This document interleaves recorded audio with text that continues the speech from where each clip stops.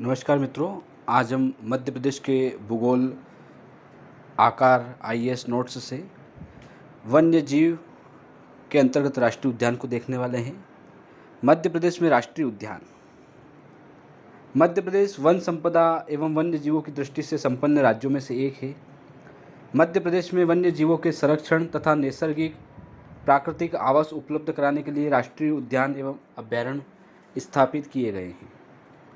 भारत में वर्ष 1972 में वन्य जीव अधिनियम पारित किया गया, जिसके अंतर्गत राष्ट्रीय उद्यानों एवं वन्य प्राणी अभयारण्यों की स्थापना की गई। दुर्लभ प्रजाति के जीवों के संरक्षण हेतु वर्ष 1974 में वन्य जीव संरक्षण अधिनियम पारित किया गया। भारत में राष्ट्रीय उद्यान अधिनियम 1952 में लागू किया गया। वर्तमान समय में मध्य प्रदेश में 12 राष्ट्रीय उद्यान तथा 30 अभयारण्य प्रस्तावित सहित स्थित है।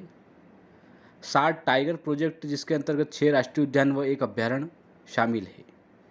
कान्हा किसली राष्ट्रीय उद्यान। कान्हा किसली राष्ट्रीय उद्यान प्रदेश का सबसे बड़ा एवं प्रथम प्रदेश का सबसे राष्ट्रीय उद्यान है। कान्हा राष्ट्रीय उद्यान को सर्वप्रथम 1933 में अभय वन, 1952 में अभयारण्य, 1955 में राष्ट्रीय उद्यान बनाया गया। 939.947 वर्ग किलोमीटर क्षेत्र में फैला कान्हा राष्ट्रीय उद्यान प्रदेश के मंडला तथा बालाघाट जिले में फैला है, जिसका कुछ हिस्सा डिंडोरी जिले में भी आता है। घोड़ों के पैरों के आकार वाला यह उद्यान रुडयार्ड किपलिंग की प्रसिद्ध किताब और धारावाहिक द जंगल बुक का भी प्रेरणा स्रोत रहा है। यहाँ कृष्ण मृग अर्थात काला हिरण तथा ब्रेडरी प्रजाति का 12 सिंगा पाया जाता है। इस राष्ट्रीय उद्यान में पाए जाने वाले दुर्लभ 12 सिंगा को कान्हा का गहना भी कहा जाता है। कान्हा राष्ट्रीय उद्यान में स्थित बामनी दरार को सूर्यास्त पॉइंट या सनसेट पॉइंट के रूप में जाना जाता है, जो कान्हा राष्ट्रीय उद्यान का सबसे ऊंचा क्षेत्र है। यहाँ बंजर व सुपर्ण नदियाँ प्रवाहित होती है। कान्हा राष्ट्रीय उद्यान भारत का प्रथम टाइगर रिजर्व है, जिसने वर्ष 2017 में अपना शुभंकर भूर सिंह व 12 सिंगा जारी किया है, जिसका डिज़ाइन रोहर चक्रवर्ती द्वारा बनाया गया है। मध्य प्रदेश के सर्वाधिक बाघों की संख्या कान्हा किसली राष्ट्रीय उद्यान में ही पाई जाती है। इसी राष्ट्रीय उद्यान में बेगा जनजाति की महिलाएं गाइड के रूप में कार्य करती है। कान्हा किसली राष्ट्रीय उद्यान में अमेरिका की नेशनल पार्क सर्विस के सहयोग से पार्क इंटरप्रिटेशन योजना लागू की गई है। अगला राष्ट्रीय उद्यान है बांधवगढ़ राष्ट्रीय उद्यान। यह मध्य प्रदेश के उमरिया जिले में स्थित है। इसका कुछ भाग कटनी जिले में भी आता है, जो कि पहले एक जंगल के रूप में था तथा रीवा के महाराजा के शिकारगाह के रूप में इसका उपयोग किया जाता था। इसकी स्थापना 1968 में की गई। 1993-94 में इसे टाइगर प्रोजेक्ट के अंतर्गत सम्मिलित किया गया। इसका कुल क्षेत्रफल 437 वर्ग किलोमीटर है। यह राष्ट्रीय उद्यान 32 पहाड़ियों से घिरा हुआ मध्य प्रदेश का एकमात्र राष्ट्रीय उद्यान है, जहां प्रति 8 किलोमीटर पर एक शेर पाया जाता है। इस प्रकार मध्य प्रदेश में सर्वाधिक बाघों का घनत्व यहीं पर है, जिस कारण इसकी तुलना रणथंभौर राष्ट्रीय उद्यान से की जाती है। बांधवगढ़ विशाल खड़ी चट्टानों से घिरा है तथा सबसे ऊंची चट्टान पर लगभग 2000 साल पुराना बांधवगढ़ का किला यहाँ स्थित है। इस राष्ट्रीय उद्यान के मध्य से चरण गंगा नदी प्रवाहित होती है। इस राष्ट्रीय उद्यान में गौर पुनर्वास योजना संचालित की जा रही है तथा इसे हाथियों के निवास स्थान के रूप में विकसित किया जाता रहा है। नेशनल ज्योग्राफिक मैगजीन के कवर पृष्ठ पर सीता बाघिन को प्रदर्शित किया गया है। इस राष्ट्रीय उद्यान की पहाड़ी पर कबीर चोरा नामक स्थान है, जो पर्यटकों के लिए विशेष आकर्षण का केंद्र है। अगला राष्ट्रीय उद्यान माधव राष्ट्रीय उद्यान। माधव राष्ट्रीय उद्यान की स्थापना 1958 में शिवपुरी जिले में की गई थी। इसका कुल क्षेत्रफल 375.230 वर्ग किलोमीटर है। स्वतंत्रता के पूर्व यह राष्ट्रीय उद्यान सिंधिया राजवंश का शिकार स्थल हुआ करता था। यहाँ के मुख्य शोभनीय स्थलों में जॉर्ज केसल इमारत, सांख्य सागर, जाधव सागर झील प्रसिद्ध है। इस राष्ट्रीय उद्यान में मनिहार नदी प्रवाहित होती है। माधव राष्ट्रीय उद्यान वनी सघनता एवं पक्की सड़कों के लिए जाना जाता है। नोट: ग्वालियर के महाराजा माधवराव सिंधिया ने वर्ष 1918 में मनिहार नदी पर बांध का निर्माण करते हुए सांख्य सागर एवं माधव तालाब का निर्माण करवाया था। अगला राष्ट्रीय उद्यान है पन्ना राष्ट्रीय उद्यान। पन्ना राष्ट्रीय उद्यान की स्थापना पन्ना एवं छतरपुर जिले में 1981 में की गई थी तथा 1994-95 में इसे प्रोजेक्ट टाइगर मिशन में शामिल किया गया। यह लगभग 543 वर्ग किलोमीटर क्षेत्र में फैला हुआ है। पन्ना राष्ट्रीय उद्यान में केन नदी उत्तर दिशा में प्रवाहित होती है। केन बेतवा लिंक परियोजना के कारण इस राष्ट्रीय उद्यान का लगभग 30 वर्ग किलोमीटर क्षेत्र डूब गया है। यह राष्ट्रीय उद्यान आंवला उत्पादन, जंगली भैंसा के संरक्षण के लिए प्रसिद्ध है। इस राष्ट्रीय उद्यान में जंगली भैंसों की संख्या सर्वाधिक है। यह प्रदेश का एकमात्र ऐसा राष्ट्रीय उद्यान है जहां खजुराहो पर्यटन से नियमित विमान सेवा उपलब्ध है। पन्ना राष्ट्रीय उद्यान में विश्व बैंक की सहायता से विश्व वन्यजीव कोष एवं 25 अगस्त 2011 को प्रदेश के दूसरे जैव मंडल आरक्षित क्षेत्र की स्थापना की गई है। पन्ना राष्ट्रीय उद्यान के अंतर्गत केन घड़ियाल वन्यजीव अभ्यारण्य, पांडव जलप्रपात एवं गाथा जलप्रपात स्थित है। पन्ना राष्ट्रीय रिजर्व को वर्ष 2016-17 में विश्व प्रसिद्ध वेबसाइट ट्रिप एडवाइजर के द्वारा अवार्ड ऑफ एक्सीलेंस पुरस्कार प्रदान किया गया। अगला राष्ट्रीय उद्यान पेंच राष्ट्रीय उद्यान। पेंच राष्ट्रीय उद्यान भारत का एक प्रमुख राष्ट्रीय उद्यान है जो मध्य प्रदेश के सिवनी तथा छिंदवाड़ा जिलों में स्थित है। इसे इंदिरा गांधी प्रियदर्शनी पार्क भी कहा जाता है। इसकी स्थापना वर्ष 1977 में अभ्यारण्य के रूप में की गई थी, जिसे वर्ष 1983 में राष्ट्रीय उद्यान घोषित किया गया।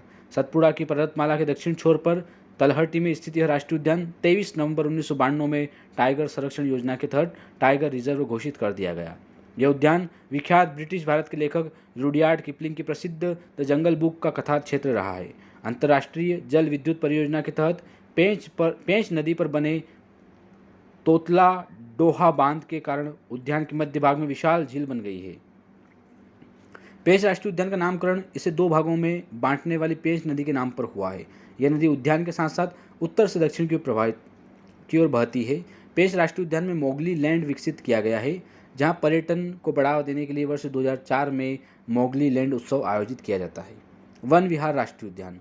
वन विहार उद्यान वर्ष 1979 में भोपाल में स्थापित किया गया था, जिसका कुल क्षेत्रफल 4.45 वर्ग किलोमीटर है। यह प्रदेश का एकमात्र ऐसा राजकीय उद्यान है जिसे ISO 9001/2008 अवार्ड से सम्मानित किया गया है। इस राष्ट्रीय उद्यान में सर्प उद्यान की भी स्थापना की गई है तथा इसे आधुनिक चिड़ियाघर के रूप में भी मान्यता प्राप्त है।